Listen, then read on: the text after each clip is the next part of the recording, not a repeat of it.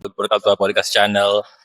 And for the first time in history, wow, first time in history, sa podcast channel natin ay magkakaroon tayo ng guesting. Yes. This will be a very special episode for 2025 dahil first is magkakaroon tayo ng guest for the first time. And second is, ang guest natin ay one of my besties. Girl bestie. So, without further ado, ipapakilala natin. Drum roll, please. Miss Anjo! Annyeong! Hi, how are you, anak? Hello, mami. Long time no see. Yes, it's been a while. So first of all, hopefully nakita nyo kami. Kasi hindi ko kayo nakikita. Anyway, so first of all, pakilala ko muna si Ma'am. Mami ang tawagan ko sa kanya. And anak ang tawag niya sa akin. Pero hindi kami magkamag-anak. Hindi kami mag-ina. Ang background ng mami anak natin. I think this one because of... It's been 15 years Yes. since we first met and became friends. Yes, 15 Diba? years na kaming friends. 15 years. Grabe. Diba December, roll-in date natin December. December 10 ba yun or January? January sa inyo. In December. Diba? December. Kaya nga. Pero yung mami anak na tawagan na it's because dati, parang nauso yung parang family kines. Diba, may tita True. pa ako. May ate din ako. True. Pero Pagkita. ang pinaka-source talaga nito, it's because there was this guy na crush mo Yes. na nakakatrabaho ng mami mo. Yes. Tapos yun yung parang code name natin sa kanya, like daddy. Yeah. Para hindi talaga malato ba na like, okay, ano pala. Di naman siya daddy actually, pero yun lang kinode name natin para di Pero alam. hindi masyadong obvious. Mga ano pa kami namin. Tapos syempre, bisita siya sa bahay, sa kusina ng mami niya. Nakikita niya yung crush niya doon. Tapos malapit lang naman yung office natin. So True. ako din pupunta din. So para hindi halata na, nandiyan si daddy. Yeah. So ganun, like okay, anak. May mga ganong ganap, mga galawan, mga pinagbabawal na technique. Ano ang pinagkakabalahan mo ngayon, ma'am? Ano bang latest sa'yo? Ayun, nag-explore ng social media. Nag-TikTok live. Podcaster na rin pala siya. Video Right? podcast. Podcaster. Oo. Pero wala pa akong channel kasi my audience is not in Spotify, it's in Facebook. And usually yung audience ko is nasa rank and file, hindi yung mga sa taas. So yung pinagkakabala ko. Aside from work, so yun, extracurricular ko. Something new. Aside from photo and video, which I usually do. Pero usually, ano ka din ba? HR ka din. HR manager ka ba? Yes, HR yung profession ko. But right now, I am working in admin. So, although I am working for an HR organization, actually, parang club siya ng mga HR practitioners, mga people managers, and then admin manager ako ng organization na yun. It's been, I think, 4 years na. Our venue, I used to work with creative, I used to work here sa CCG, Creative Cuisine Group. So, where we are Yung location. where we are eating now is one of their, services. As an HR, ano bang mga challenges ng mga HR manager? Marami. Number one challenge talaga is yung pag-strike ng balance between employer and employee. May politics din. And then yun, exercise of management prerogative, mga ganun-ganun. Yung mga conflict, may mga conflict din ba sa like sa kawayan ng Meron din. empleyado, Oo. mga kapit-kapit? Yeah, meron din. Meron ding mga ganyan. Oo, pinaglaban talaga yung mga kulang sa sahod, yung mga holiday pays nila. Pero you cannot really see the conflict. Depende sa industry kung saan ka. Sa manufacturing, masyadong obvious yung conflict. But if you're like, for example, sa BPO, or kahit naman sa service industry, hindi yung harap-harapan yung conflict. Mafe-feel mo yung aura na may conflict. Ilang taon ka ng HR? Ano, like HR talaga. Like, di ba, after our first company days, 11 years as HR. o di ba, 11. So, ano ba 11 yung years. rewarding tinesto mo dun sa as an HR? Rewarding. So far, in 11 years. Rewarding. Yung sa first job ko, rewarding yung feeling na makatulong ka sa mga candidates or yung mga applicants na makuha yung trabaho. Especially for the desperate ones na need talaga nila yung work. Kahit yung pagtulong mo sa pag-process ng ATM, ng mga rank and file employees, may excite sila sa first sahod nila. Feeling ko fulfilled na ako. Kasi, when you hire people, parang it's one less impoverished person in the world. Parang you give them the chance. Mm. Ikaw yung daan. Wow. Tulay? Daan? DPWH? Apparently, sini ghost ha. Digit. Yeah, and even on labor relations, like, may mga instances na you have cases na i-handle and these offenses are terminable offenses. Masakit sa puso.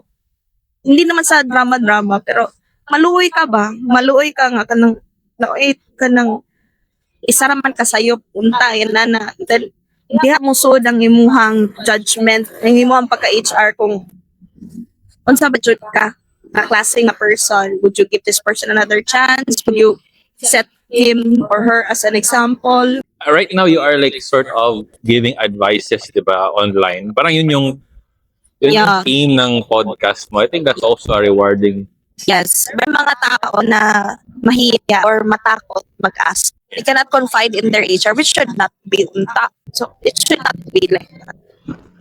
So, sa online na sila, magpapakonsult sa Nag-chat sila or nag-email sa mga questions nila. And then, marami namang nakaka-relate. And yun, ang dami na ng questions and I cannot really answer them all. Muna tayo, mag-digress muna tayo from an HR manager sa pagiging podcaster, content creator. So, anong klaseng podcaster or content creator ka pa? Yun bang on the go or pinaplano mo talaga? Like, I started out as on the go. Like, shoot, and then mag-edit na lang after. Pero, I realized na ang kapuya ba? Found comfort sa podcast na you can talk about anything, hindi ka na-pressure na may pa-effects ka pang ganun-ganun sa mga transitions mo. So, yun, I find comfort in it kasi nagdi-discuss ka, nag-educate ka ng mga persons. We would like to thank Etas and Brick and Creative Scene Group for our meal.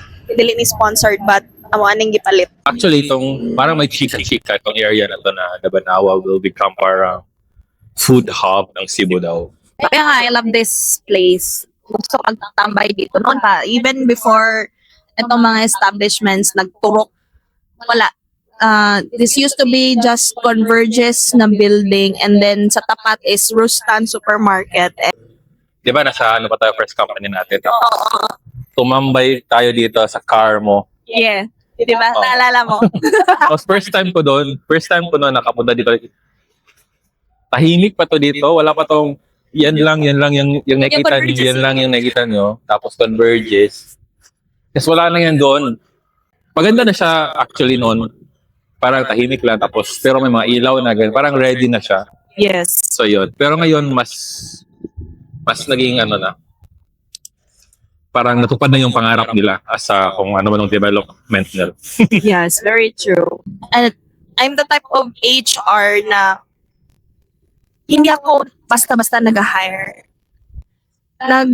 Nagsa-study ako sa vacancy. So, I will study bakit ganito yung qualifications ng role niya. Or ano yung personality na best fit para sa role and para sa team. Sa like mga job street, job TV, or sa website. Kayo yung nagsusulat ng Yes. Kami yung requirement ng mga. Sige, uso pa ba ang biodata kayo? Or resume na ba? Or ano bang difference ng biodata at resume? Biodata is ano lang naman, yung mabibili mo sa yung resume mo is, yun, breakdown talaga ng ano mo, experiences, ng skills, achievements, lahat andun. Yung biodata is parang nag-fill out ka lang ng form. So, pwede And pa then- mag-apply tapos mag-submit ng biodata.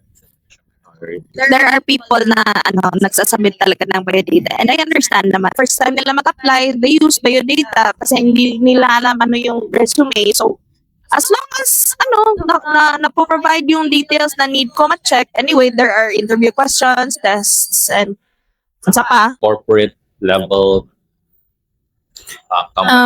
kailangan nagbigay siya ng biodata. Off na ba yun? Like, hindi mo na siya No, hindi, never talaga naging off sa akin if people present me with just their biodata. okay lang yung biodata. Okay. Okay lang talaga yung How biodata. about the cover letter? No, sorry. For the, Sorry for those who put effort into their cover letters. There are recruiters na nagre-require talaga ng cover letters. But for me, hindi ako nagre-require ng cover letters. I will just skip the cover letter and just look into your experiences, your skills, yun sa minimum requirements kung pasok ka ba. pero sa mga VA, ang alam ko, they don't have cover letter, pero they have this video.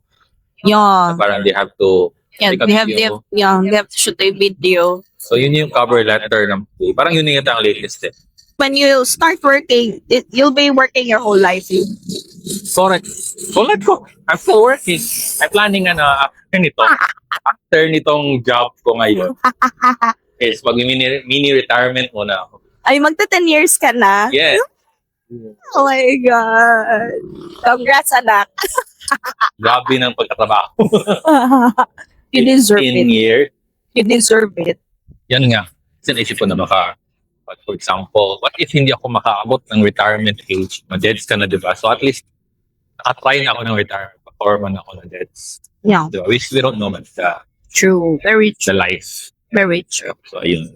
Anong ma-advise mo sa person o sa people na want to Shift. shift? Like, for example, in my case, para sa mga hindi nakaalam, I'm an analyst. Pero what if gusto kong maging risk kineso, like somewhere working in risk, which I don't have any Experience on. experience pa. But willing to learn. Oo, pero ang feeling ko kasi pag yan, pag nag-shift ako, parang I need to go back sa paging associate, which is possible din naman. Pero, yun nga, ano bang ma-advise mo? Parang accept it. Yeah, totoo naman. If you're going to shift to another role, i-anticipate mo na babalik ka talaga sa square one and then work your way up. Because of course, you have to learn the rates, you have to learn the ropes. And hindi talaga pwede yung, Pag lateral na. oo. Hindi talaga yun pwede, especially when you're in a different role na masyadong or very different sa role mo ngayon. It's kind of hard, especially na mag-shift ka from BPO to a non-BPO industry. Culture shock ka because yun na, iba yung culture ng From BPO. experience. Iba yung culture ng BPO, iba yung culture ng non-BPO. Especially yung mga family-owned businesses. Yun. Very challenging. To me, overtime lang, it didn't matter na as long as yung pay ko is pataas ng pataas. Ako picky kahit sinasabi doon sa role ko na HR associate lang ako, nasa bottom lang ako ng HR. Pero yung pay naman is pang HR manager, why not? Sa bagay, kung ganun din naman. Pero pera lang din naman ang dahil, di ba? At the end of the day. Kaya Sa bagay, yeah, you're right. nawala na sa akin yung drive before na when I reach this, ganito, kapag ganito na yung role ko, I will find myself very successful now. It doesn't matter na sa akin kung ano yung title ng role ko as long as it pays the bills. Hindi na ako naghahabol ng HR role. At the Sa panahon- moment, hindi ka naghabol, hindi ka na naghabol. Ma-notice natin na yung inahabol mo dati, yun na yung lumalapit. Mm, Right? Like, tulad ngayon, that's true. Totoo yan. Totoo yan. Yung hinahabol mo, if i-let go mo yun, kasi yun, parang ayaw mo na, Oo. nag-ano ka na, surrender ka na. sila na yung hahabol sa'yo. Right now, di ba? Dati, I know na meron ka mga frustration natin na parang gusto ko talaga maging HR manager. Yeah. Ganon. Tapos later on, yan, nag-HR manager ka, ganyan. Pero parang, mayroon ka parang hinahabol, right? Pero right now, look at you, nasa club ng mga HR managers ka na at nandun ka sa, kumbaga na sa umbrella mismo. Diba? Dati HR manager lang, ngayon, kumbaga, nasa root ka talaga ng, Oo, nasa org na ako ng mga HR. ako personally, parang gusto ko din mag-shift and transfer ng other companies. Not because hindi ko gusto yung company ko current. So, yung current company ko, okay naman siya. Pero, Parang feeling mo hindi ka nag-grow, parang personally, I just want stagnant ka na. I want to experience other culture ng company, kasi di ba, you can, like, maano mo yung perspective, malawak yung perspective mo kung you are going to step on to that Yeah. different island or different land. Kasi kung puro ka lang, kumbaga theory lang, walang mangyayari. So ayun, kahit maganda naman yung current role ko, current job ko, kailangan kong i-shake ito para, for me to grow. Tumatanda na rin ang person. Kailangan natin ng may masabi sa ating mga next generation na, ito na. My first to tell. True. And merong, parang I don't know if this is a myth, pero yung parang, if nagka-transfer ka daw ng job, like parang job hopping, Job hopping, is tataas daw yung, red flag, sahod. yung rate. Depende. Depende ba? Depende. There are times na ganun because I would consider myself one also na job hopper din ako because at that time hindi pa tinanggal yung contractualization. So, yun, mag-e-end yung contract ko. Like for example lang to, if I am earning 1,000 pesos in this company, mag-e-end yung contract ko, mag-apply ako in another company. So, yun, when I transfer to that company, maging 3,000 pesos na yung monthly ko and so on and so forth. So it's really up to you kung ano yung gusto mo when you Yes. transfer. No? Kung if Yes. it's the work, it's the money. Siyempre, Yes. the money, of course, maghanap ka ng job na mas mataas pa sa current sahod. So yeah. So ayan, dumidilim na mga bets. So, i-wrap up naman na natin ang ating podcast for next episode na naman ulit. Hopefully, next na episode. Dahil pa na there's more to come. Yes. Kasi akala ko talaga hindi mangyayari. Kasi one of my goals is 2025 as a podcaster is magkaroon ng guest. And then ano na ngayon, few days to go, mag-end na yung year. So feeling ko na baka hindi to mangyayari. Wala. Itong isa sa mga goals ko, hindi to mangyayari. So, yan guys. That's all. Thank you everyone for watching our podcast. Mag-plug ka wala ka pang channel. Wala. Gumawa ka na, gawa tayo para meron kang, lagi ko dito na, please follow Kines. No, Facebook lang. I think malamang gud akong audience ka naman yun, ana. So, ano sa Facebook. Gagawa tayo. Pwede. Gawa natin yan. Sige, 2026 goals. Yes, dapat may goal ka din. Ako din may goal din ako sa 20. Pero, next episode na yun. Pag-iisip muna ako ng goal. Happy New Year, guys. New Year, bye!